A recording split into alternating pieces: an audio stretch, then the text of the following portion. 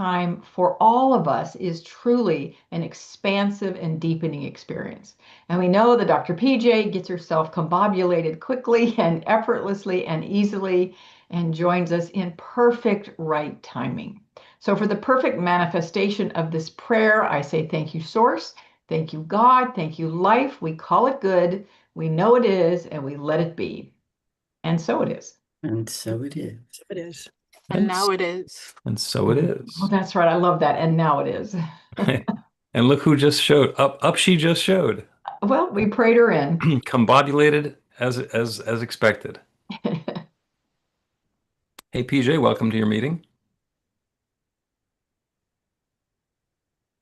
You got to unmute.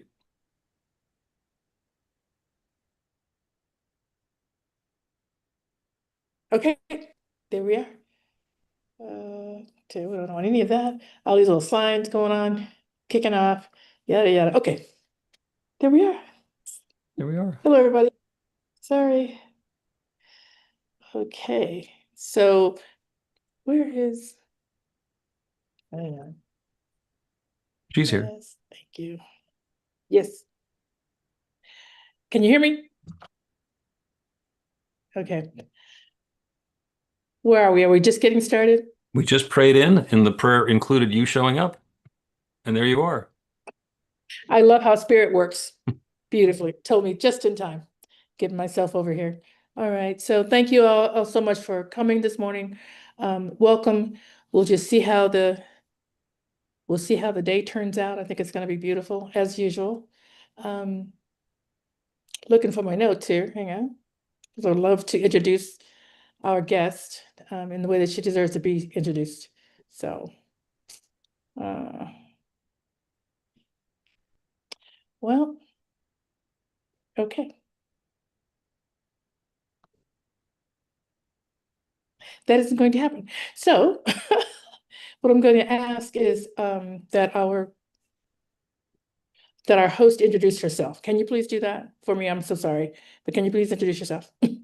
Absolutely, be happy to. Thank you. My name is Linda Ballesteros, and I am so honored to be here with you today. I appreciate Pjae asking me to share a little bit of my story with you, and I hope that you find some enlightenment out of it. I am a speaker, author, and I've done podcasting since 2008. That was back before they even had the word podcasting. That was when it was called internet radio.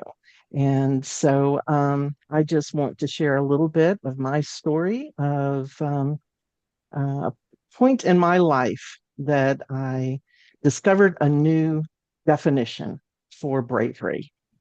So if y'all can hear me well, then I am happy to get started. We do. And thank you so much. I did want to mention that Linda is here because our Reverend Kim Andrews recommended her and told me so many great things about her. And of course, anything that Kim recommends, I'm definitely going to check into. So I am excited about you being here, Linda. I apologize for the introduction, but you did a beautiful job introducing yourself. So thank you so much. No worries. Again, I appreciate everybody showing up today. I know that everybody has they're spinning many plates, and I always say that time is that one commodity that you can't get back. So when someone spends time with me, I'm always honored. So before we get started today, I would like to invite you to close your eyes for just a moment and think of a time in your life that felt uncertain, maybe a little challenging. A moment where you weren't sure exactly how you were going to be going forward. Mm. And as you hold that moment in your awareness, notice this.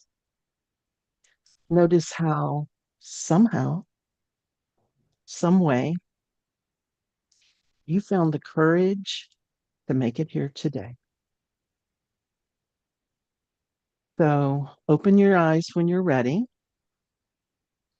And today we're going to be talking about bravery. And it's not the kind of bravery that you see on the big screen with the superheroes and everything looks fearless, but it's the kind that carry us through those moments um, where we never imagined we'd be faced with those things. Um, for years, I actually thought that bravery meant making those bold decisions or surviving major difficult moments. And it certainly does include that. However, when I look back, I realize one of the first brave things that I ever did happened when I met my late husband, Mario, on the dance floor.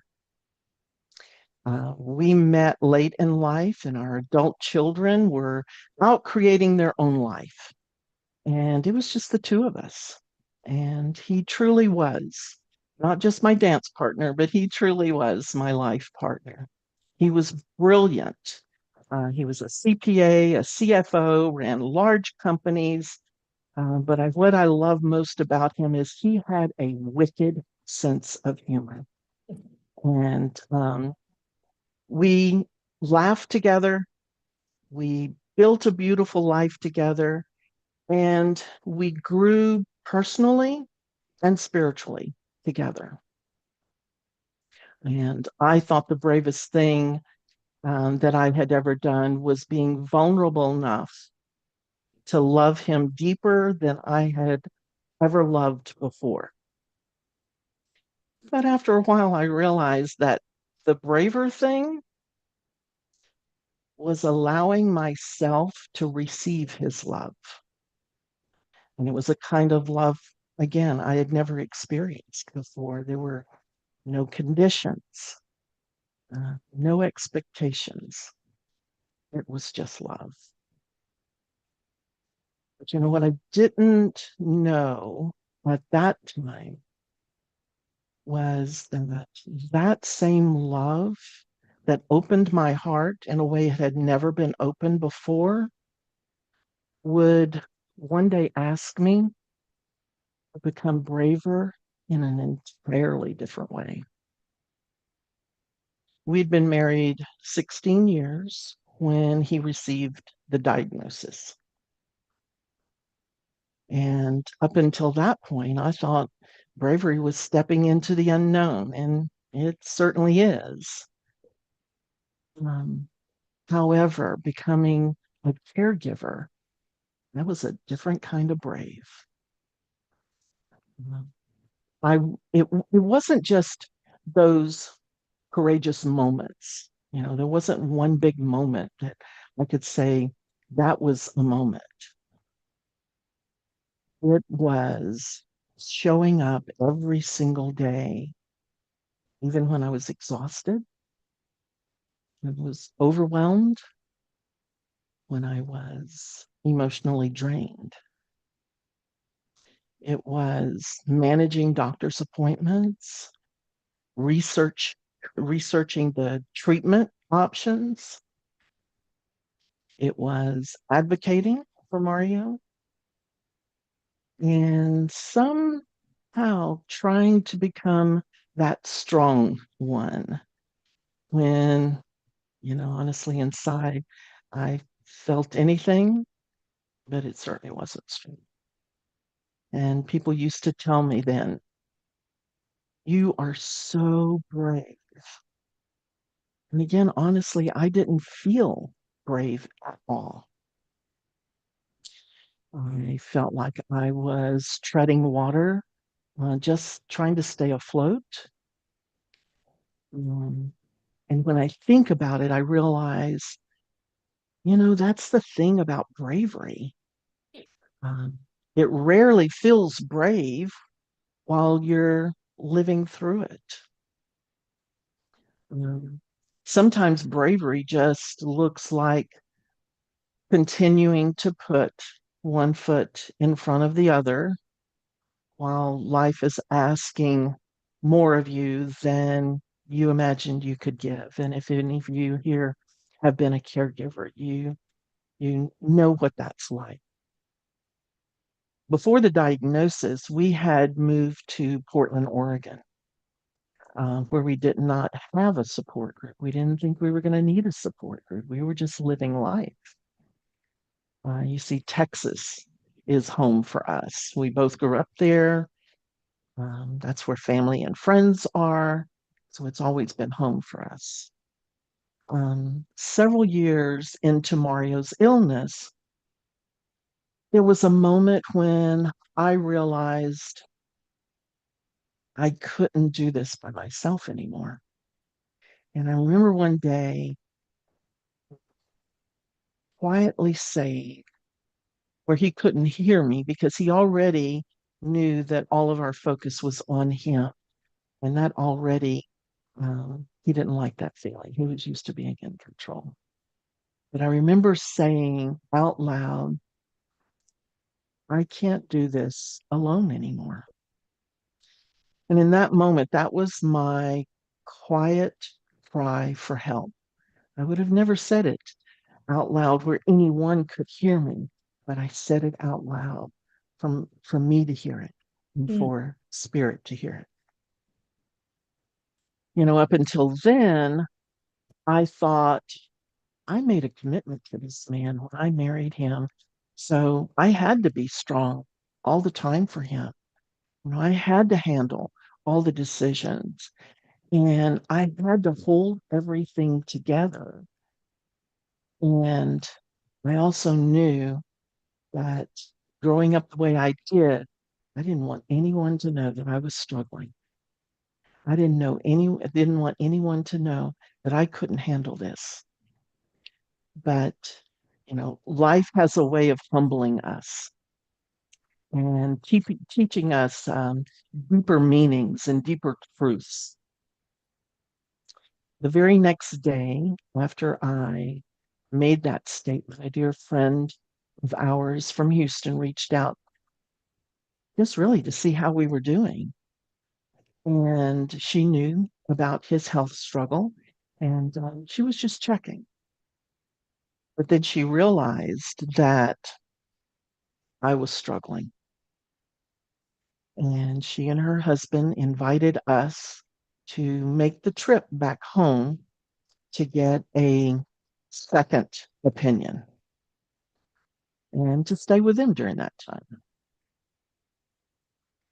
I knew in my heart of hearts that that second opinion really wasn't going to change his prognosis.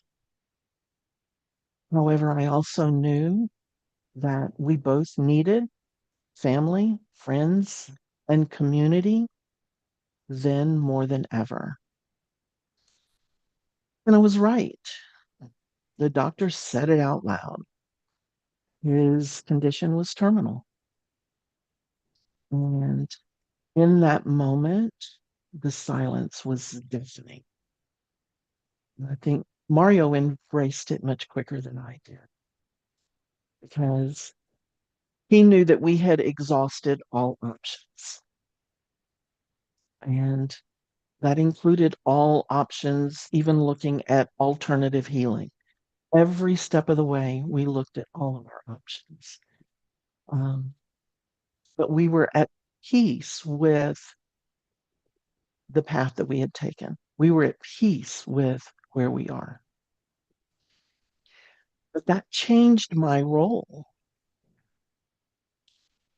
And I was able to release the need to make him well. I was able to release the need to research another option. And I stepped back one day and I heard very clearly, it's okay. We'll take it from here. And it was kind of crazy when I think back on that time because it was almost like dad came home to make it all better and said, you can step aside. I'll take care of it. So from that day, my role did change. Um, I became what we used to call the hotel bellhop. So I felt myself walking behind Mario, carrying his luggage, and just being there to support him as he walked side by side with Spirit. And I could literally see that in my mind's eye, that he was walking side by side with Spirit. And I was just there to support him for whatever period of time he had left. And I used to think that surrender meant giving up. And that was not a word in my vocabulary. Mm, It meant having nothing else to give, almost like being defeated. Well, now I understand a whole different meaning of surrender, and it's completely different. To me, now surrender means open to support, open to grace, and maybe even the possibility that I don't have to carry everything alone. I think sometimes the bravest thing that we can do is stop pretending that we can handle it all by ourselves. We're not supposed to. So Mario's final 19 days were in hospice. And we spent that time with his brother in his brother's home in Huntsville, Texas. And when I look back on that, those days taught me one of the deepest lessons about bravery. And trust me, at no point during those days did I feel brave. I was heartbroken. I was exhausted. And, just trying my best to make it through each moment. My brother in law and my sister in law and I became um, his care team. And our focus was on loving him and caring for him in his final days. And friends and family visited during that time to say their goodbyes and to show their support for us as well. So even in the middle of that pain, we were able to create a peaceful space for him to make his transition. What I understand about bravery is it's not always loud like you see it on the big screens. It's not dramatic. Sometimes bravery simply looks like staying. It looks like showing up when your heart is broken. It looks like being fully present in moments that you wish you could run and scream from. And during those days, I stayed, I loved, I helped create a space for someone I loved deeply. And I was honored to be there when he took his last breath. After Mario's passing, I knew I could not continue living the same life I had before. My partner, my buddy, my love was no longer there. So it was never going to be the same. So I sold most of our belongings and packed up the rest in a pod. And I left Houston to try to find a place to land, a soft place to land. I loved Houston. It was my home. And it held so many beautiful memories. But with all of those memories, it just reminded me that he wasn't there. So I knew I needed a fresh start. Even though I didn't know what that would look like. I didn't know where that was. I did finally decide to move to Dallas. Um, and and people probably thought that me starting over in a new city, rebuilding life from scratch at the ripe old age of 65 might have been a brave thing to do. But again, it didn't feel like bravery. From me, my perspective, it just felt necessary. I was simply trying to survive and to figure out who I was going to be in this new chapter of life. Even though Mario was no longer here, I was still alive. And I knew he'd be royally ticked off if I gave up living because of him. So, as I navigated the complex emotions of grief, and that is certainly a journey that is not for the faint at heart. Um, Even to this day, I feel that there is still a bruise on my heart. And there are times that I hear a song that we dance to, that it touches that bruise and I feel the pain again. I began to recognize also that there were a few things that helped me through those times. And I refer to them as my bravery toolkit.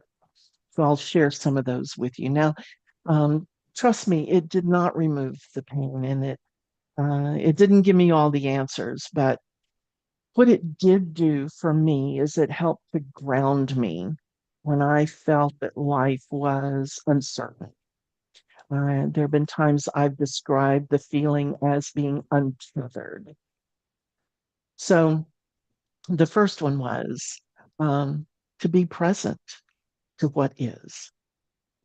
During caregiving, I learned that I couldn't focus too far ahead into the future because I would become overwhelmed. And I had to keep asking myself, what's needed in this moment? What's needed from me right here, right now? Um, and sometimes bravery is simply just staying present long enough to take that next step instead of trying to solve the entire puzzle. The second one was let support in. Tell you that was not an easy one for me. In fact, I may have been called stubborn once or twice in my life, so that one wasn't an easy one for me. But I did learn that I was not meant to carry that alone. Friends and family and people that showed up for us along the way, they were part of that journey. And for a long time, I thought that strength meant handling everything myself. And now I know that um, there's incredible courage in allowing yourself to be supported. And the third is to, what I like to say, trust the whispers of the universe. I don't want that cosmic 2x4. I want to just listen to those whispers and I want to get it on the first try. So whether it was being Mario's advocate or rebuilding my life after loss, I learned that um, bravery doesn't require certainty. It doesn't require the full plan. And as much as I want it and trust it, um, it doesn't always happen. And I have searched Amazon many, many times, and I can never find that roadmap that shows me exactly what decisions to make at which point in life. And I don't think we're supposed to go through. I think most of the time we just have to trust to take that next step. And you're probably familiar with that Martin Luther King Jr. quote that says, you don't have to see the whole staircase to take the first step. There were days that I took the step with so much faith that I wasn't even sure there was a staircase there, but I took that step anyway. There were days that I felt like I could have been the poster child for the word faith. Um, but I do believe that good comes out of every experience. I'm not a Pollyanna by any stretch of the imagination. Um, and I know if I don't look for the good, I could miss the whole message. So I want to share with you some of the good that came out of that loss. Yep, Linda, I moved. Yes, I ma'am. just want to burst really quickly. We do want to leave some time for questions and answers and stuff like that. So I'm going to give you another couple of minutes and then we'd like to open Sure. it up. Thank you. Absolutely. Thank you. Absolutely. So I did move to Dallas and I found a new career.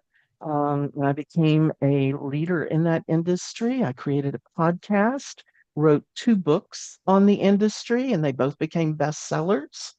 Now, it didn't just impact me, it impacted my brother-in-law. He was an engineer with Halliburton, and he became a hospice chaplain because he saw the need for it. So I'm pretty certain that Mario didn't plan all of this, but I think he was probably part of it. In fact, it's very interesting because this opportunity that I'm sharing with you today, it comes 2 days before the 10-year anniversary of his passing. So going through all of that, I can now say to myself, yeah, I was brave. Yep, I am brave. And in fact, I think I'm braver now than I ever was. So as we wrap up this, I'd like to go back and ask you again to close your eyes. Close your eyes one more time. Return to that challenging moment you thought about in the beginning. But this time, instead of focusing on the struggle, notice who you became because you lived through that. Notice the strength, the wisdom, the compassion, and even the resilience that showed up for you along the way. And even if you would have never chosen that experience, I'd like to challenge you to recognize the richness and the growth that it brought to your life. Maybe today you can say to yourself, I was brave, I am brave. So take a deep breath in, and when you're ready, open your eyes. And again, I'd like to thank you for listening to my story. And, I hope that when you leave today, that maybe you stand a little bit taller in confidence. Thank you. Thank you so much, Linda. Just beautiful, beautiful. We have quite a few people on today, and so I'm thinking that this topic resonates with people, and there's some stories and some questions I'm sure that people would like to ask or speak to. So if you have a question or a comment, please raise your hand and let us hear from you.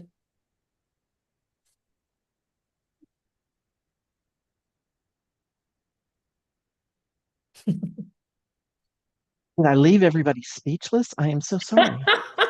Michelle, no, Well, believe me, you haven't. yeah. So Linda, your Betty, your story. would you raise your okay. Thank you. I got Are you, we Betty. good? But I'm sorry, yeah, she just keeps doing something and I just want to let her know. I'm gonna let Michelle talk and then I'll come to you, Betty. Okay. um, Linda, thank you for bravely sharing your story. We have very similar stories, as a matter of fact. And 5 days ago marks the 8th anniversary of my beloved's passing. So, and many, many similar things. But I want to just comment and share a tiny little story that touches to your one of your tools, which was be present. just be present. And I remember at one point in my husband's and my journey when we knew he was leaving, we just didn't know exactly when it would be, that I was in the shower and I was, I'm heartbroken and I'm being strong and brave for him. Because I needed to and I wanted to, but my heart was breaking. And so I was in the shower and I was crying and, I was having a breakdown in the shower. And then all of a sudden I thought, wait a minute, you're crying, because I just kept imagining life without him and what it was going to be like and how awful. And then I thought to myself, wait a minute, he's still here.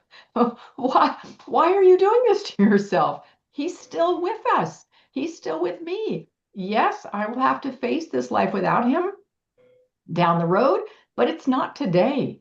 So live today, love him today, be present for today. And that really was a turning point for me in being able to live in the present moment, with that, in that very difficult journey. And then in the journey after he passed, living in the present moment of how I was feeling in that moment, and not try to bypass it and not try to not feel what I felt, just to be fully present for the deep, deep pain. I think is one reason that I was able to, and I love, by the way, bruise on my heart. Of course, I still have a bruise on my heart, but I was able to, um, I don't want to say move through it because it's not moving through it, but to live, to continue living even in the pain, and to now look back, like you suggested, Linda, and say many blessings. And I'm not the same person I was. I love my life now. I'm so grateful for all of it. So thank you for sharing today and for sharing your wisdom. And I really appreciate it. It resonated.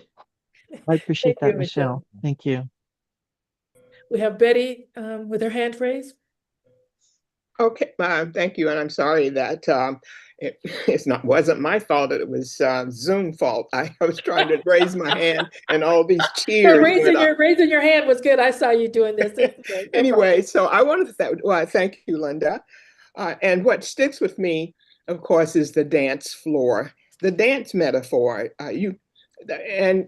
That first of all, you're dancing and enjoying it, and suddenly you feel left on the floor without a dance partner.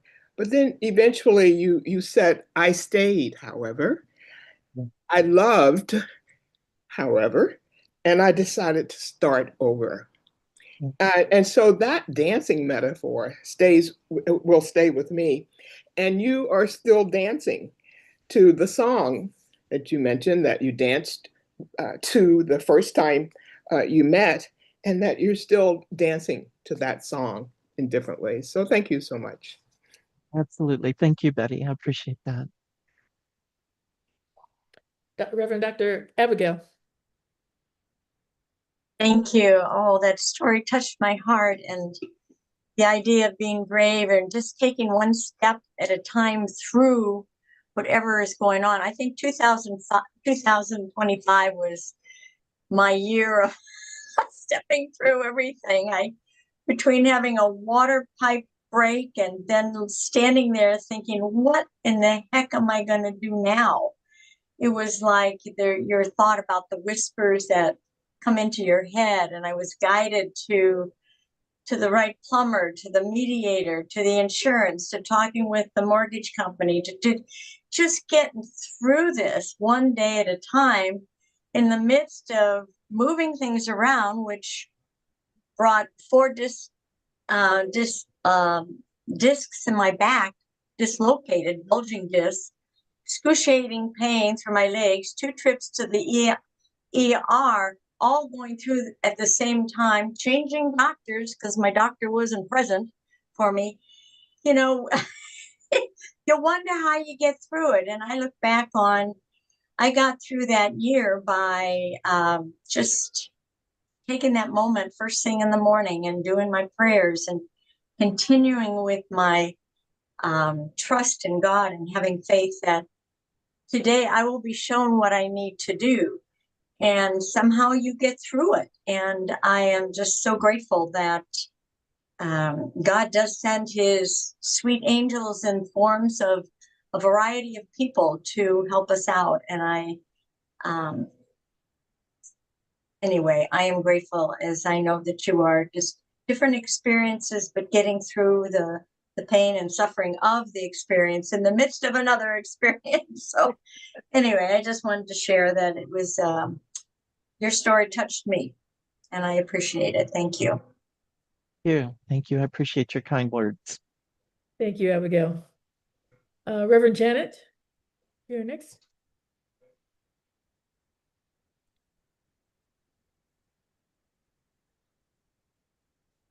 Okay, I don't know where you are, Reverend Janet. I can't see your face.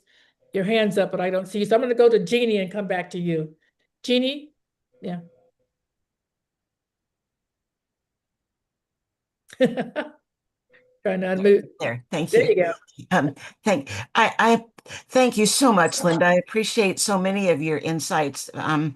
Just really brilliant. Thank you. And I have three things. One, I resonated so much when you said about surrender, and my whole thing about surrender was I'm not surrendering to anybody else. It's like way back in the, wives surrender to your husband thing.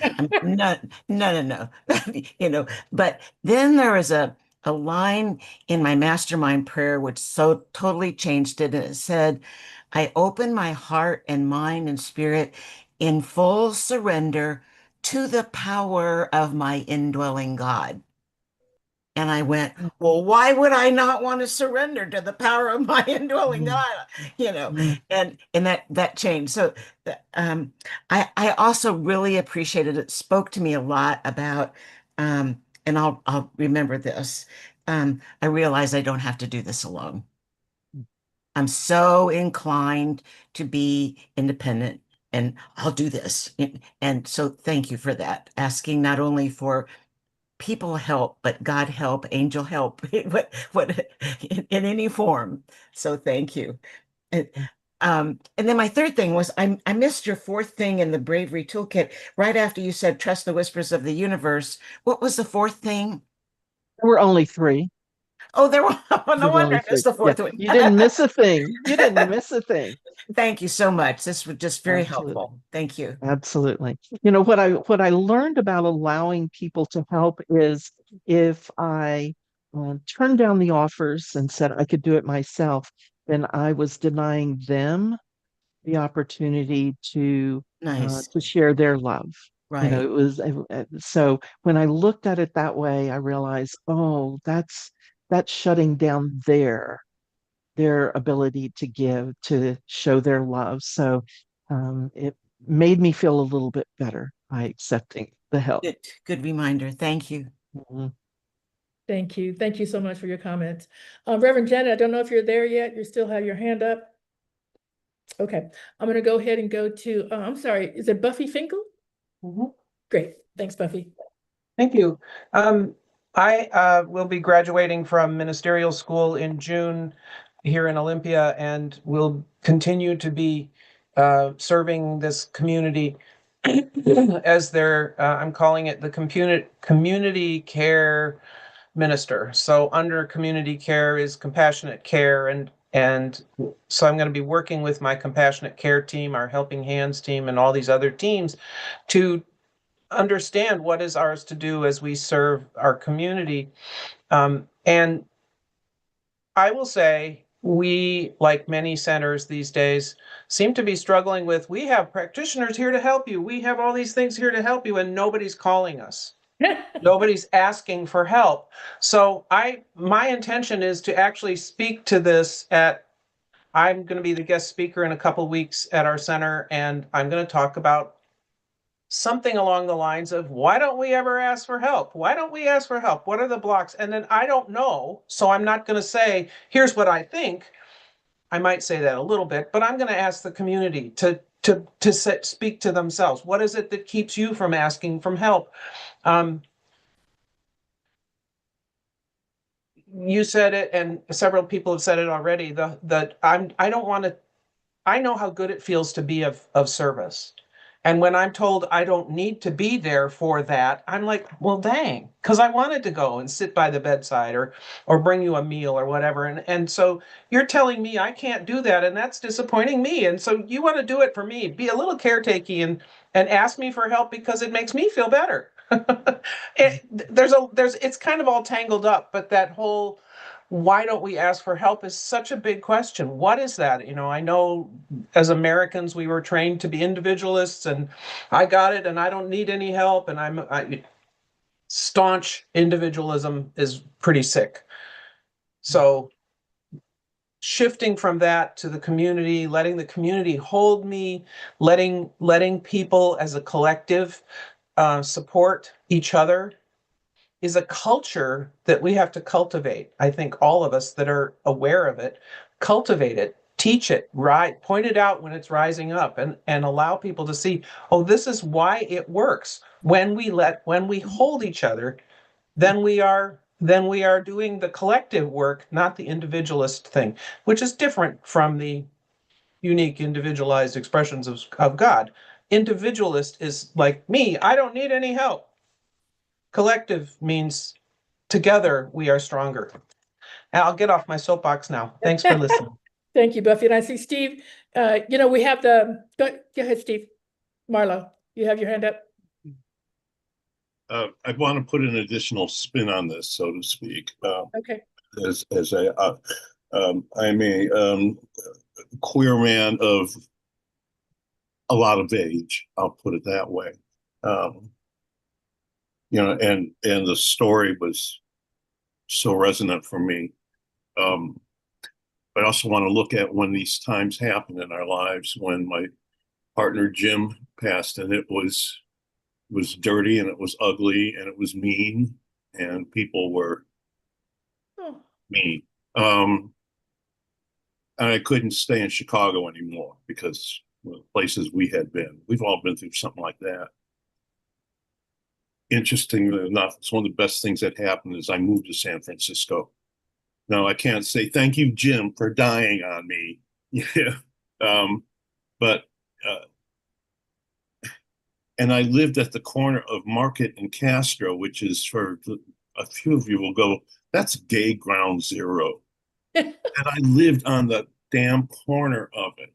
And an old boyfriend followed me from Chicago, and we got back together. And he died. And I was so tired of the ghosts on the streets. And I retired and went, I don't know where the hell, I got to get out of here. I just have to move. Sad, sad story. I moved to Sacramento, the world's largest cow town. What was I thinking? What was I thinking? And now I'm a practitioner at Center for Spiritual Awareness there. It found me. So sometimes you pick up the pieces and it forms a new picture and it forms a new life. And I'm grateful for everybody in the past. And when I think, how did I survive and they didn't? It's, well, this is what's mine to do. So, you pick up, when you go to those classes and they say, okay, do the timelines and all those things, take a look at that. Those things that are like, oh, crap, why did I go through that? Really help fuel and prepare you for the next event, right? Isn't that right? Yeah. And if a black cat crosses your path, it might be a good thing. It might be a good thing. Thank you. Thanks, Steve. Thank you so much. Thank you. Dr. Franny. Good morning, everyone, Good and thank you, Linda. Beautiful story. Yeah. I wanted to comment on a couple of things, and partly it's why is it that we are reluctant to seek help? I will lay the groundwork, and I very rarely lead with this, but I think the call is relative to it. Is I did watch and usher two husbands through their journey into death, as well as a third one through suicide. I didn't journey that one. I lived in the aftermath of it. And throughout all of those deaths, what I learned is grief tends to be a very solo journey. And I will tell you that I, for many years, facilitated a grief support group. I worked in hospice as a volunteer coordinator, as a salaried position to train people how to sit with the dying. I sat with the dying as well. And through all of these years, none of that has changed. And I think what we can do is to very slowly open the conversation about the experience of death so that those who are grieving have a place to come to. I was asked just, I don't know, a few years after my most recent partner died, and somebody said to me, you just want to do this alone. And I said, yeah, I do actually, because there was so much that I needed to deal with, so much in terms of my heart, my mind, my life. And I didn't really trust that anyone would come in and offer the help that I needed. What I was going to get and what my experience was, and all of the hundreds and hundreds of people that I have spent time with in their grief, is that somebody wants to come and fix us. And I think my suggestion would be, as we enter into that world, that we are very gentle, that we offer a place for them to come to, and we just simply listen to the stories. I think that is where we find the truth, because as people get to share their stories without any interruption, without any fixing, without any have you tried this or that, there's a strength that is being built internally in the mind and the heart and the spirit. So and that is not to ignore for a minute the cultural, religious, the American independent spirit. All those exist in our world and in the United States. There are cultures, of course, that support, and it is expected that support will be received. We don't have that kind of religious situation. So that's kind of what I wanted to share. I think that there has to be some sort of understanding about the power of grief, whether it's anticipatory, whether you're smack dab in the middle of it, whether it is post death. It is a lonely ride. And I'm not suggesting for 1 minute that we continue to seek that out, that we make it that. It just simply seems to be. And what it needs most of all is the respect that we can be there. And to ask, what can I do for you, falls on a lot of deaf ears. Because what we really need to do is just stand in the strength and say, I will be at your house on Thursday with a dish. You don't have to answer the door. Just accept the doorbell, right? I'll ring it and I'll run. Doorbell ditch. I am coming by I have something I'd like to drop off. I'm heading to the store. Do you need a ride? Those are the kinds of situations that you probably can draw someone out of their, and there's many more, and I'll stop here. But that's kind of what I wanted to share this morning. So thank you. Thank you, Franny, Franny. I appreciate you saying that, because I know that we say, why don't we accept or ask for help? From my personal experience, I didn't know I needed help. I was in the middle of it.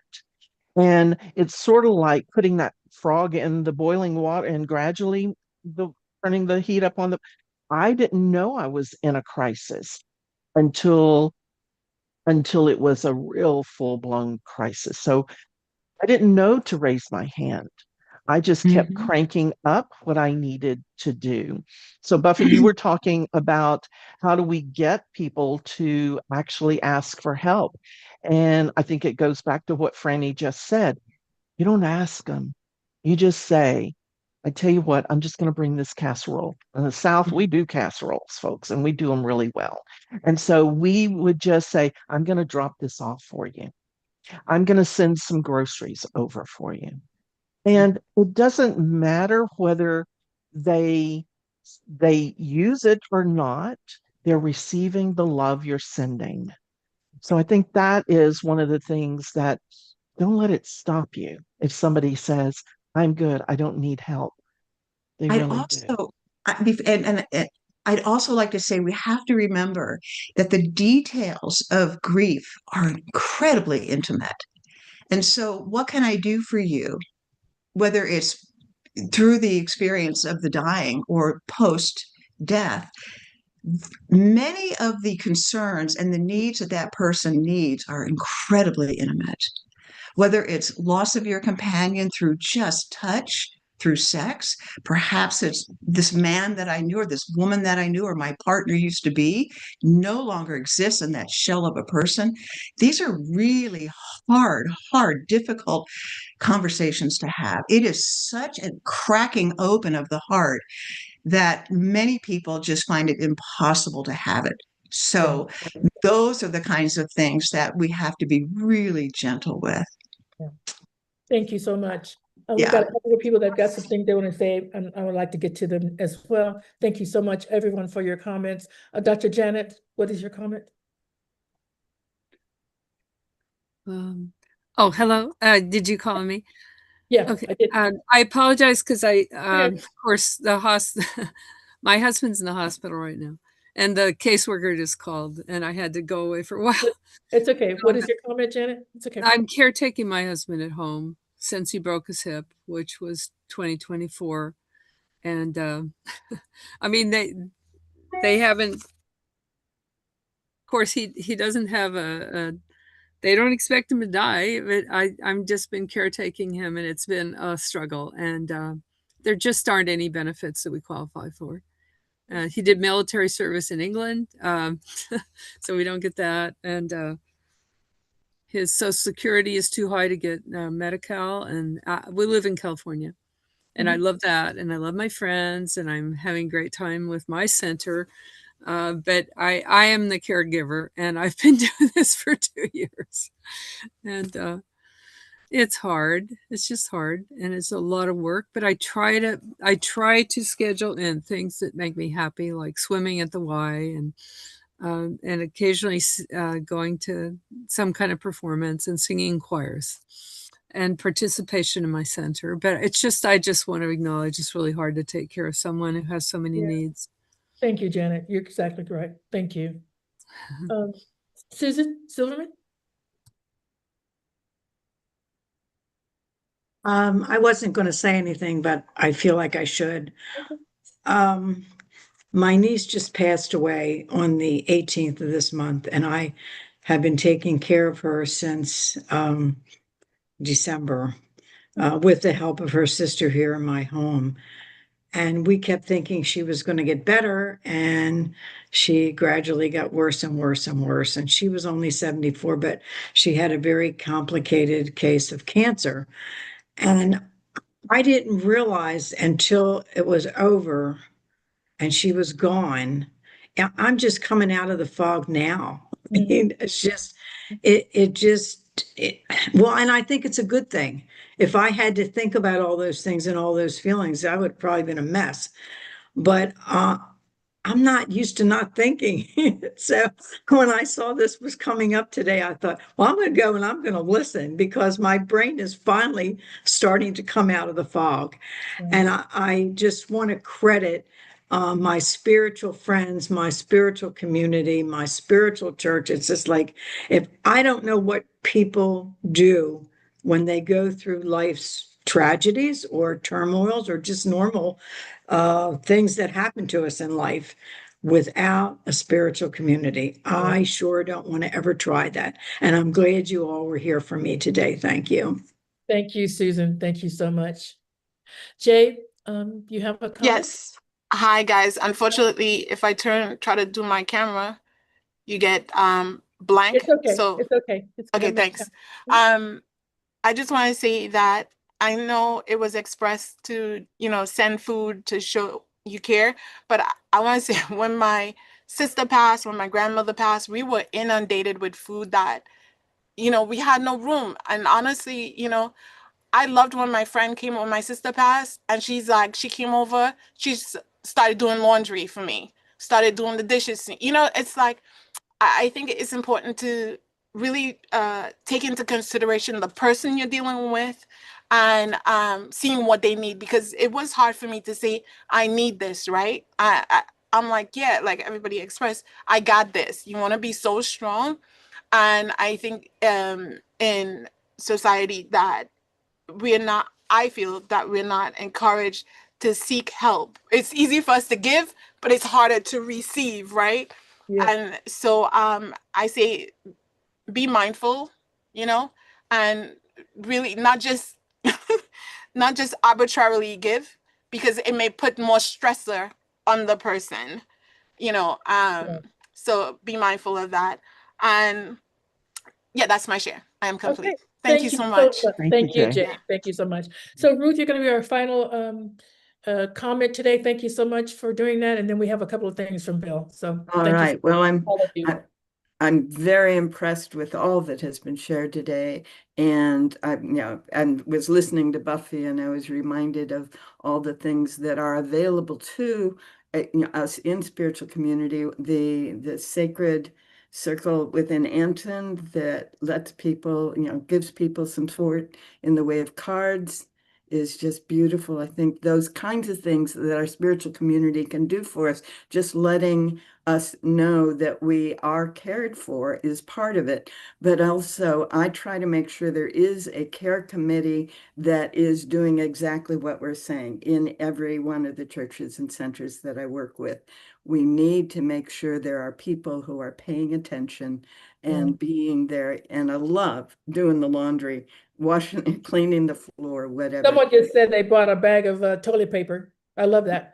Because of all the company they were having. So they brought toilet paper. That's great. Right. Yeah. Or extra boxes of Yeah. Kleenex, right? Tissues, Exactly. all those things. So try to take, we need to take advantage of what's in place. The other thing one of my congregations does is it put together a little booklet that gives people resources to turn to from their own self without feeling like they have to go to help, but they can call such and such an organization or know that this is how things are done. So a little booklet in the congregation. I'll shush. No, I'm sorry. We just have like 2 minutes and I really need to give I love it. Bill a minute. Thank you Thank you all so much. Bill, what do you have for us? Thank you, PJ. Steve, hold off a second on the pastries. I want to go over a couple of things here. The only thing that I'm going to add to the bring stuff over is you can call your shot. I mean, just because the person is grieving doesn't mean their phone doesn't work. You can say, I'm bringing over a casserole. Is tonight good? And if they say, no, I've already got 75 casseroles, then you can wait a week and say, is tonight good? Or I'm going to come scoop the dog poop out of your backyard. Is that okay? Something that still has to be done. Beautiful. Stuff going on at Anton. There is a lot of stuff going on at Anton. The early bird registration for the annual retreat, which is the first week in October, that ends at the end of June. So you have a month. If you're not registered yet, get that underway. Our featured keynote speaker is Howard Caesar. So going to be very interesting, very exciting. Also, we are still accepting applications for folks who want to lead an online workshop or experiential activity at the retreat. So you can participate in that. I just put the link to it on the website. It's on the website as well. You can go and find all that stuff on the website, including next month, Thought Leader Thursday. Our guest is Dr. Sydney Steen. There is a visioning on the future of New Thought that's this afternoon that you can register for. Lots of stuff going on at Anton. There's a workshop that Dr. Ruth Miller and I are going to be leading on the 20th of June, how to start an independent New Thought church, because it turns out that there are some details that are very mysterious to people who have been on, what's the opposite of independent? You make up your own word in there. There you go. What's involved? It is not rocket science, but there's some details that you definitely want to be aware of. There's a seasonal labyrinth walk that's coming up later this month. All this stuff is on the website, antn.org. It's getting to the point where we can't fit it all into this announcement, and it's taking up the first half of the monthly newsletter, which is coming out next Monday. That's all I got. Pastries from Steve, please. Well, Linda, thank you so much for obviously brought out a lot of feelings. So thank you so much for being here. Oh, cookies. I figure this is the one thing everybody can use. Cookies. Whatever grief you're going through, this can take you to it. Thank you, everyone, for showing up today. I appreciate you. We appreciate you. Anton appreciates you. And thank you.